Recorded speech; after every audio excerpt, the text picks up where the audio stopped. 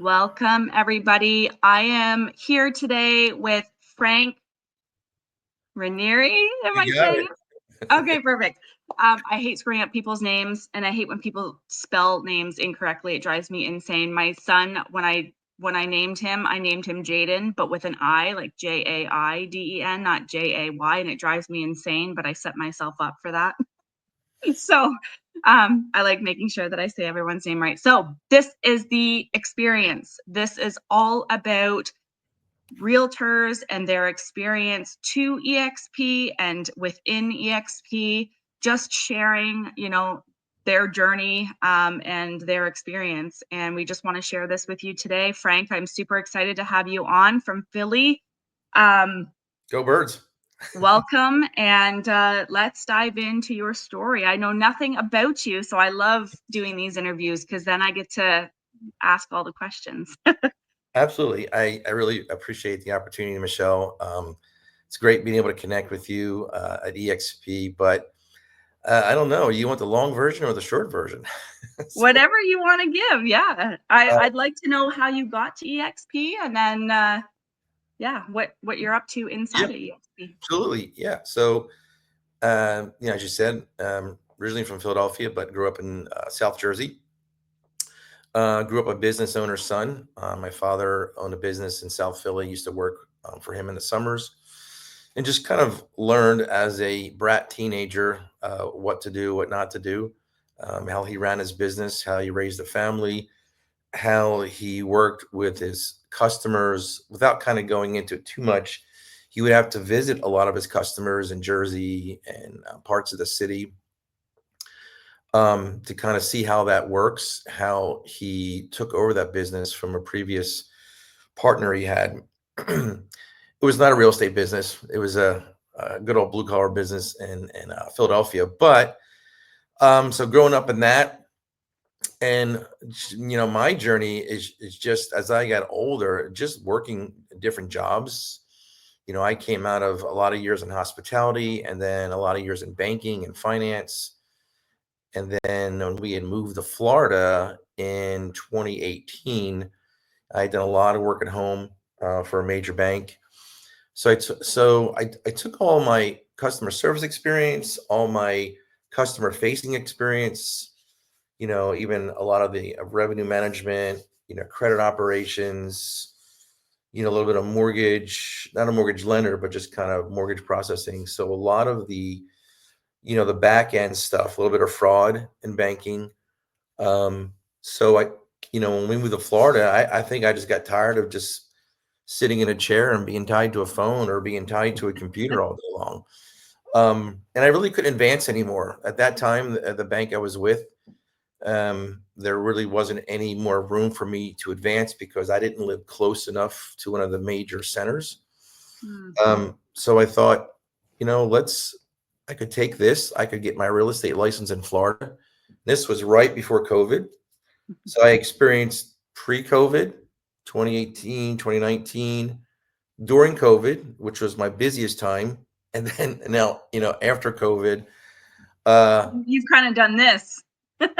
it's been a wild ride. And being in the St. Pete, Tampa area for a few years, I think we all know what the market was like in 2019, 2020, 2021, when the rates were stupid low. Yeah. I call them dollar store rates, basically. Yeah. So, people out the doors, lines, for open houses, 50, 25, 50 offers on a home. Crazy. So it was a crazy time. So my journey as I got my license, I really didn't know a lot of folks in real estate, but I did the Keller Williams thing at first. They had, they still have pretty good training. Um, Mhm. and it just wasn't a good fit. So I bounced around a little bit. I did some time with REMAX, a local brokerage, which I had a lot of business with. They had partnered with a mortgage company and got leads that way. And I eventually found myself at eXp. My first stint with them, uh, um, I'm not going to look at my notes. So I ended up at eXp because a former mentor and broker of mine I had at REMAX in Florida, who was probably in his 60s at the time, went over to eXp, and I'd gotten all the calls, I'd gotten all the text messages and the LinkedIn requests, and like, just leave me alone. All you want to do is, you know, Recruit. yeah, recruit. So I had that wrong perception about, Glenn Sanford and eXp, even though I knew he came out of Keller. And so John, my former mentor, we had some conversations. I'm thinking, here's a guy, he's been a broker owner in Florida, very successful with some really great brokerages. I'm thinking, why at this age is he going over to an MLM company? That's kind of what we were thinking at the time, recruiting and all. Multi-level money. Yeah. So it was interesting. The more he kind of expressed his passion and expressed what was happening at the time and why he did what he did, and he actually joined forces with another amazing top agent in that Florida market. I'm like, why are they doing this now? They're very successful. They're obviously not hurting for income. Mhm. So he sponsored me in, and next for the last 2.5 years in Florida, almost 3, I was with EXP. Made a lot of great connections, great community. Most of my referral partners or agents that I know around the country are still with EXP or used to be with EXP. Right. So the community there was different. I was used to working from home. I was used to having an office at home. I was used to not having to go in. So working at home was pretty simple for me. And what I experienced with other brokerages was a lot of the drama in the offices and a lot of the, competition. Now, yeah, there's still competition. I'm in the Charlotte market where, yeah, there's a lot of competition, just like it was in St. Pete, Tampa. So, so I was enjoying my time at EXP, and we eventually moved to North Carolina in 2022. Sold our house in St. Pete. And I thought, okay, I'm just going to stick with EXP, but where I moved to in the Charlotte area, I know some other brokerages had a bigger footprint. So when I got to North Carolina, I still had to get my license set up here. And there were still 90 hours of post licensing I had to do because, as we know, every real estate, every state is different with license laws and things like that. Takes like a whole year almost here in So, Ontario. so North Carolina, they give you 18 months to get that post licensing done. But eXp North Carolina, and they still have this in place, they want it done in 6 months because there's a lot of liability on the brokers in charge. Right. So I'm trying to do it, and I got connected with a small team, and I began to get a little bit disillusioned. Like, things were slowing down. I'm trying to get this post licensing done. eXp doesn't have a strong foothold here, and what it's like moving to a completely different state, different market, don't know anyone. I mean, we do have some, my wife's sister lives just a little bit north of us, but, we left our grandkids in Florida. People thought we were on drugs or something. Aging parents up north, but the Carolinas were always a great thought for us to land because we can easily get up to the Northeast and easily get down to Florida. So I said, you know what? Coldwell Banker's got a really great foothold here. So I decided to leave the light and go to the dark side, big blue. So I actually interviewed a couple agents with the office that I was going to go to. Really good folks, seemed really helpful. So I decided to leave eXp and went over to Coldwell Banker. I'd never been with Coldwell.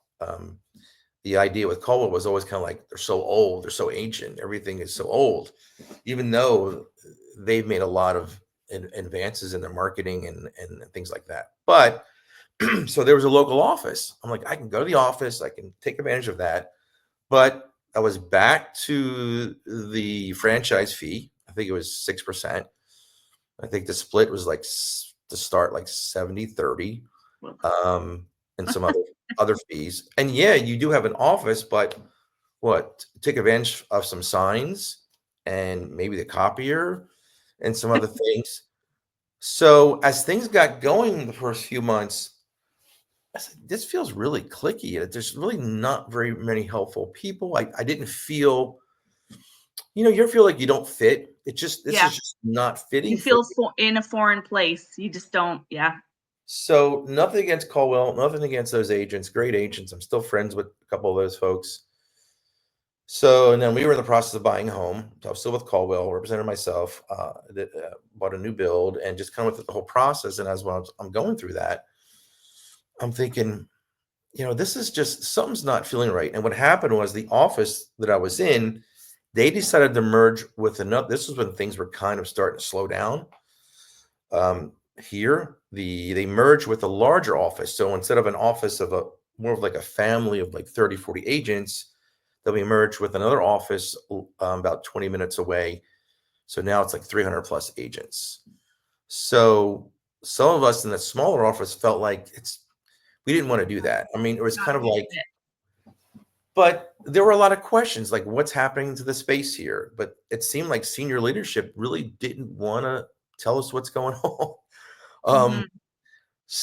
But my whole time at Caldwell, I felt like really disconnected.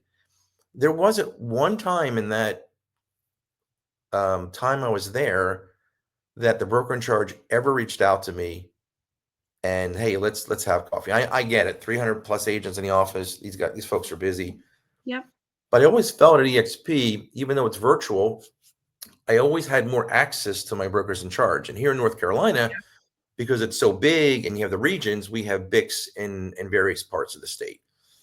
So you come into North Carolina, depending on where you live, you're gonna, align with your broker in charge is going to be whoever this person is, depending on where you live. Yep. So, and I felt guilty. I said, I need to leave this place. So the funniest thing happened. I got a call or a text from a co-founding or owner of a mega team out of Hawaii. I'm like, okay, because you get these texts all the time. You get these, recruiting things all the time. Yep. Depending on who it is. So I get this text from this person named Chelsea, Hawaii. I'm like, oh. And at the time, I'm thinking, do I really want to? But I knew that not that I made a mistake, but I think I needed really to see kind of what's going to be best for me because moving to a new state and going through all those changes. So we had a good discussion. Met with her virtually and with Tony, who's the mega icon team leader out there in Hawaii. And these people have money. These people are great folks. They got a big team, so lots of homes. But it felt more down to earth and more connected with those two individuals than I ever did at Coldwell Banker with a Yeah. broker right there. So Because it's I think they genuinely care. You know what I mean? Like, yes, there's a lot of people and yes, mega team, whatever, but I do believe that at the root of it, they truly want to help agents. they do. And so I'm part of it's the Kawaguchi group out of Hawaii, mega icon team out of Hawaii. Well, I'm part of their, so people understand, part of the organization. I'm not part of their team because I'm in a different state.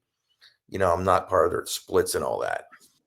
But what really made me feel welcome again was that I have access to his admin. We do coaching calls, 5-6 hour difference. I got to always remember that. He's got agents all around the country, not just his team. We do coaching calls. So I have access to a lot of different things and assistance, even though they're in a different state, even though I'm still a solo agent, even though I'm part of that, what they call downline organization. And they've also been able to help me attract a couple of other agents. So I've got, 2 agents that I've been able to bring on board. And I'll be honest with you, without going back to eXp, without some really great encouragement from these folks that are about my age, maybe a little bit younger, it's really been encouraging to get back to a community where EXP, like others in the industry, are really leading with solid leadership, especially with all the changes that we're going through here in the United States. Yep. So, went back to EXP in spring of last year. So it's been almost a year and never regretted it. And I understand sometimes it's not for everyone, but this is and I've got a lot of great colleagues around the country that I mentioned. And then when I told them, they were like, yes, you're back, Frank. I'm like, well, yeah, but you could still use me for a referral partner, even though it was with Coldwell Banker. So it's been an interesting journey, and it really wasn't about the commissions, even though the 80-20 coming in is better than 70-30. But it really, to me, was about the community and me being, say, if I'm a square, fitting in a square hole. Yeah. And it's nothing against, Coldwell or Real, some other folks out there. I even met with during this time, I even met with a team leader, part owner of a Coldwell Banker franchise down in Fort Mill, South Carolina, which is right over the border from us. Right. And she still pings me. And, it's just, I don't think there's going to be many brokerages standing in 10 years. And I think EXP will be one of them. Yeah. Yeah, I believe that too, because I think that they're looking at the big picture, the long game. They're not looking at the short game. And being that we are a debt-free company as well, I don't foresee us taking on a bunch of debt in the next decade or whatever either, right? Like we have a Exactly. lot of very brilliant leaders in our company who are leading by example. And the genuine care for an agent-centric model is there. Like you can't, obviously you're a product of that. You felt as though you fit in. You felt as though you were welcome. Like you felt different than you did with other brokerages. Mhm. And that's a feeling you can't deny that, right? And I personally, I've only been with one other brokerage, and of course, once I came back, I was never going back to the dark side. And that's, I always say to people, the only regret I have is not moving over sooner, or at least being open to the information sooner. But I'm here now, and I'm not going back. But Yeah. it's, yeah, it definitely is. And I was afraid personally, coming from an office that my butt was at the office more than any other agent in our office. And I thought, ooh, how am I going to make this switch over to a different cloud-based model? I ended up getting a paying rent at an office Wow. for about a year, because I was like, I'm not sure how this transition is going to go. I need to be in that environment. But after a year, I was like, why am I paying for an office? Like I can literally do everything in my home. And even with the 6.5 years that I was with eXp Realty, I had 2 clients come to the office in 6.5 years. So what is the point? Right? Exactly. And even when I was in Florida with EXP, I eventually became a certified mentor, which really brought a lot of joy to me. Being able to pour into some others, even though I've only been in real estate 6 years, I do have a lot of life experience and a lot of life skills, and I'm still growing. But there's so many opportunities at EXP. And the weird thing is, when I came to North Carolina and left EXP to go to Coldwell Banker, and then went back to EXP, um, kind of made me. It was kind of like almost like a sign that it was probably the right decision, because you know who your friends are, you know who your colleagues are, you know who you built relationships with. But the weird thing is that when I left Coldwell, that office, to go back to EXP, there were some people that were so angry they unfriended me and like blocked me. I'm like, We've what done is that. this? Is this high school? When I left EXP, none of my friends, realtor partners, lenders, people know, I always maintain strong connections with them. Some of them are no longer with EXP, some of them still are. But like, what are we back in high school here? You Yeah. know, there were a couple people that reached out that said, why? No, what was it? Oh, I'm sorry. When the NAR settlement was happening, and when EXP and Leo Perea, which I'm telling you, that's a godsend. I mean, Leo is an amazing leader. Not that Glenn is not. Plus, my wife is Hispanic and Leo is Hispanic, so there you go. Um, so when they started leading from the front with all the settlement issues, I actually had a colleague of mine who's still with CB messaging me and saying, "What is wrong with you guys? This is wrong. This is this." I'm like, "Hold on. Why are you yelling at me?" I'm like, I think because part of it is that they're seeing real leadership. They're seeing leaders that care about their agents, that care about not just their agents, but the industry, about customers, about clients. It's not just about NAR. I mean, that's a hot Yeah. button alone, but and I know you're in Ontario, you're in Canada. Yeah. So, I'm not sure how different it is there for you, but you There's know, always things that follow in yeah. Canadians always follow in the American footsteps. So So yeah, it's definitely been a journey. It's definitely been a learning experience. Um, it's no different that, we all make mistakes. We all have good seasons and bad seasons. And was leaving EXP a horrible decision? I wouldn't say that. I would just say that it was part of my growth process during that time. and it was able to confirm for you that, you know, Yeah, eXp was a better place for you, and you had the pride in being able to go back, because I think there's a lot of agents out there, particularly the brokerage that I left, for example.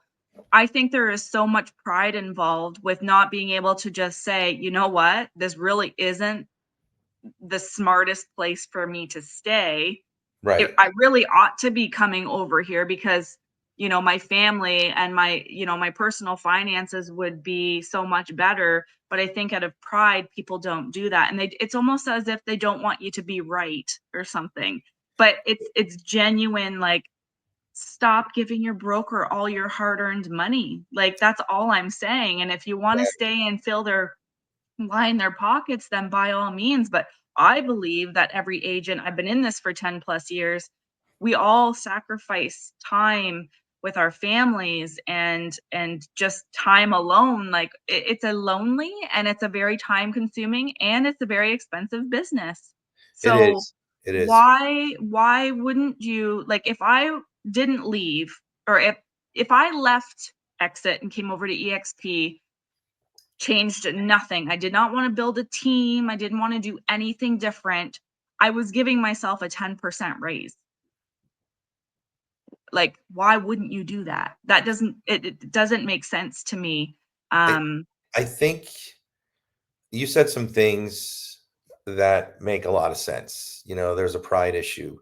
There's a lot of fear too. I mean, if I'm with Keller for like 15 years, or I'm really, I think my team leader, Tony with Kawaguchi Group, he was a major player. I don't know if was it Keller or Coldwell, one of those where literally he was making millions.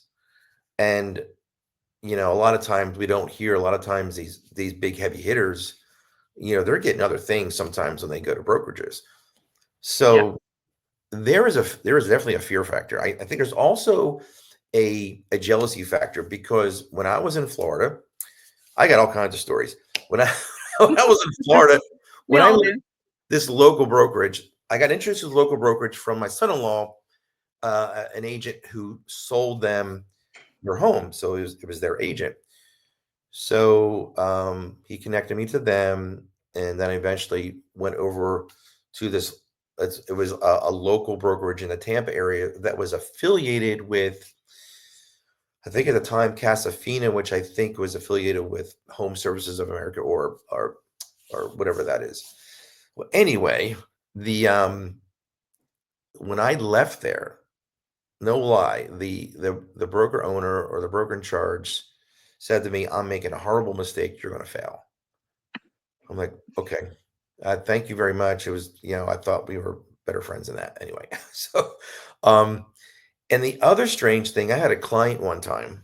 They were um, a couple. I think he was from Burma or Nepal, and she was from Poland or something. But there was definitely some, not language, but different cultural issues. Hmm. So what was happening during the course of trying to find them a home and getting them connected, and this was long before we didn't need to have buyer agreements, in Florida at the time wasn't required. So he was the one customer client. He was kind of pull my chain a little bit, talking to other agents. So my team leader, my son-in-law's former realtor, made some racist remarks to me about them because they're from a different country. I'm like, dude, really? Are we really going to do this right now? Um, no lie. I found them a townhome, bought a townhome, one of the best clients I've ever had, and we're still friends today. Yeah. And I earned that trust by spending time with him. And the way I found him, here's another tidbit. I saw an article. I don't know if it was CNN Money or it was one of those money articles where they sometimes interview real people and their, how they budget and finance. So this guy, his name is yeah, I'm not gonna give his name away. He was a pilot. He's a pilot for I forget what airline or it was at the time. So I saw the story and I'm like, let's get out of the box here. So I searched him on Facebook. No lie. I looked him up on Facebook. I found him and I sent him a DM. I said, hey, saw your article on LinkedIn or wherever it was about how having your wife budget and how you can buy your first home. So we started messaging for months. And eventually I was able to meet up with them, help them buy homes. Again, this was not a lead I had to pay for. And Yeah. my team leader was like really surprised I did that. I'm like, you gotta think outside the box sometimes. And like, you Yeah. know, so that was another indicator when I went to EXP the first time was that broker owner was like, "You're crazy. They're just like an arcade virtual company online. All the stories from back in the day when EXP started. Yeah. Um, yeah, so it's just a shame that you come across a lot of people that have a pride issue or afraid to make a change They or just jealous. don't know the model. I think they They don't don't. understand the platform, and the model itself is hard to grasp because it does in some cases. For me, I was like, this sounds too good to be true. Like, what is the catch? Like, I was trying to poke holes in it because it didn't make sense to me. Like, I didn't even know there was such thing as a cap.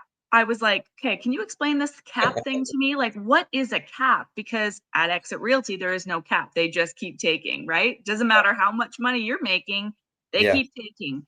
Yep. And I was just like, I saved $122,000 the first year that I moved over, just in fees and splits and all those things. And I'm just like, man, I just want to go to every one of those offices and be like, you need to see this model because you are making a financial decision that could hinder your financial future. Like when you think about, I haven't even looked. I've been with EXP now since 2021. So we're going on 4 years here, and I haven't even looked at the other years and how much money I would have paid them. Because if you look at that and you compound that over, maybe I still work for 20 or 30 years. I don't know. But Exactly. that at the end of the day or at the end of your life, you could have left a huge legacy for your family financially, um, instead of your broker living the high life and you supporting that financially for them. It just, to Yeah. me, and nothing against the people at those brokerages and the people who run those brokerages. I get they're heavily invested. They purchased a franchise, like they're invested in that franchise. I get it. um but at the end of the day, I mean, it, people can say it's not about money, but at the end of the day, we don't work for free. So You're right. You're exactly right. And I thought about that, as you were finishing that, because I sometimes I say me going back to EXP or is not really about the commission. Yeah, you're right. I don't work for free. No one works for free. Um, but there's a part of me that felt like even if the splits and I was making a little bit, less at first, I probably still would have went back because of, this is my home. This is my career. This is my work family per se. Yep. Uh, so that means more to me than anything else, honestly. And Because there are other brokerages out there that don't even have a split. It's, you pay this amount of fee or flat rate or whatever and whatever. But I mean, it is what you want to be involved in and what kind of environment you want to put yourself into. And I truly believe that our clients, our buyers and sellers, they are not invested in the company that we work for. They probably, I think 70%, I think there's like some stat about 70% of your buyers and sellers don't actually even know what brokerage you work for, which I believe is probably true. yeah, So they're investing in you. And if you're in the right place and being able to thrive and I think that in itself is the most important part is you need to be in the right environment, surrounded by the right people. I love the global aspect of EXP. I could fly to wherever. We have like so many countries open in EXP. Like I could go there and I could share this opportunity with agents in other countries and build my organization on a global level. I haven't got to that point yet, but I have every intention of using that as a tax write-off so I can travel. exactly. I mean, there's so much opportunity.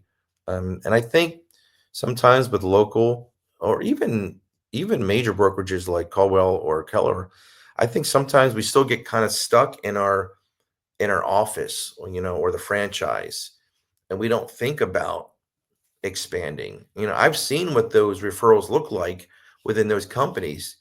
It's a lot of times they don't know how to find another, CB or KW agent in a different state. They haven't made those, connections, unless Yeah. they go to some national event or something. And it seems very exclusive sometimes, Hmm. not very Yeah. inclusive. Yeah. And So I love all of the, workplace, for example. That's, where I saw your post and saw that you were back. And I was like, I need to interview this guy because, yeah, you know, some people are agents and they do feel like maybe the grass is greener and they do leave and then they realize no, this was actually a way better place and they come back. And that's the thing when you do leave a brokerage to test out EXP. If you're like me, you realize how good it is and you won't go anywhere else. But that brokerage that you left probably will keep their door open for you and they probably will welcome you back if you decide to go back. So it's not as though you're closing that door for the rest of your life. If you leave and you go to EXP and you realize this isn't for me, I'm sure your old broker will welcome you back with open arms. yeah, because a lot of those local places or even franchises, you know, they depend on that money. They depend on those fees to keep that office going, to keep certain things going. And it's a burden. I'm not sure what those numbers look like for some of these places, and especially in the past 12 months, 18 months when things got really, slowed down a lot in different places. I know agents personally, really amazing agent that I worked with in Florida. She was further south of me. I was in St. Pete and she was like in the Naples area. So it was like too far. It was like out of my area to really go.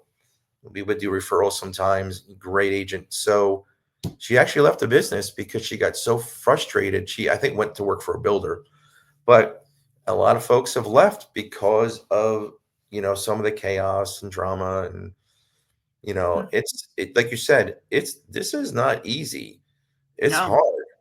hard, unless you've got a book of business, you've been doing it for years. I'm here in North Carolina where you've got some really heavy hitters. You got Tina Call, who's a major, EXP, icon agent, folks like that, so, every state has them. And I think there's such great, ways to grow and learn the leadership, whether it's agents like that, or just some of the programs, or some of the the ways that you can tap in, I think it's always about just having to do the work and Yeah. allow yourself to be stretched. And the thing is that I have no connection to Tina Call. I love Tina. I think she's an amazing mentor and role model, especially for women in real estate. And I've been at a few masterminds with her, of outside masterminds. And I've been running boards training, and I've been posting it on Workplace. And because I do truly think that us as agents, we need to stand out in some way. And I've found a way to hack the system with the boards platform. And she actually reached out to me and was like, "Hey, can I like get your training, or like look at, like, will you send me the recording?" And I was like, I would be honored. Like, that is amazing. And so like there's people in EXP that have helped me that are not part of the organization. They are not financially aligned to help me. But everybody is so willing to help and so open to just whatever I can do. Like, please let me know. I would love to help you. Like, it is such a foreign environment for realtors who have been in a like the dog eat dog world business in real Mhm. estate. This is totally different. It really is. And that's the one thing I noticed right away, was that, yeah, we have tools like Workplace, things like that, we can kind of connect. But the way technology is and where it's expanding to, there's always going to be, great tools like that. Yeah.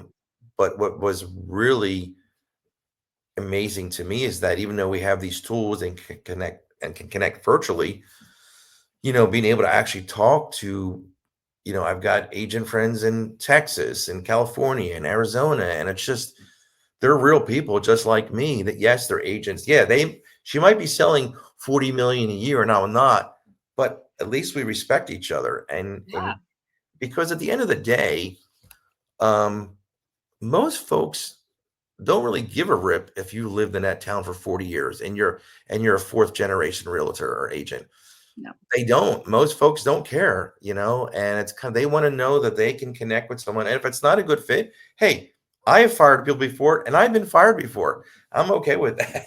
Yeah. So sometimes it's not a good fit. Sometimes it doesn't work out, and that's okay. Yeah. Um, authenticity and being able to really sit down and talk with people is important. Yeah. So, yeah. Yeah, the support is phenomenal, and I just love eXp, and I love talking to agents, and I love hearing stories like yours. Because the thing is there might be an agent out there who is with Coldwell Banker, or with KW, and they're in the same position as you, and maybe you've now been that catalyst for them to be like, you know what, maybe I do have nothing to lose. Maybe I should go and, try out. If somebody is in North Carolina, by the way, and you should reach out to Frank, because he can definitely help you. And but that's what this business is about. And yeah, I just love connecting with agents. And thank you so much, Frank, for telling your story and just being raw and authentic. Everyone who watches anything that I do know that, like, none of these are edited. These are raw, authentic conversations. And yeah, we did talk about other brokerages. We're not bashing them. We're just talking about our story, Yep. and our experiences. So no harm, no foul. But yeah, if you guys want any answers about EXP, or feel free to reach out to either of us. We'll be happy to help you. And yeah, I look forward to seeing your success, Frank, and staying connected with you. Do, Michelle. And I will say this, that I know you're in Canada, is that one of the very first EXP agents that have really influenced me a lot, and even though it's just been all video, has been Mike Sherrard, who's Yeah. an amazing an amazing guy. I've never talked to him, but it's just his expertise, and whether it be YouTube or whatever, it's just on a different level. But just because I'm here a little bit south of the border to you guys, really appreciate everything that's going on there in Canada. Yeah. Yeah. Awesome. Well, I look forward to seeing your success, and thank you so much for being on today. Absolutely, Michelle. Much appreciated. I hope you have a great rest of your week. Thanks, you too. Okay.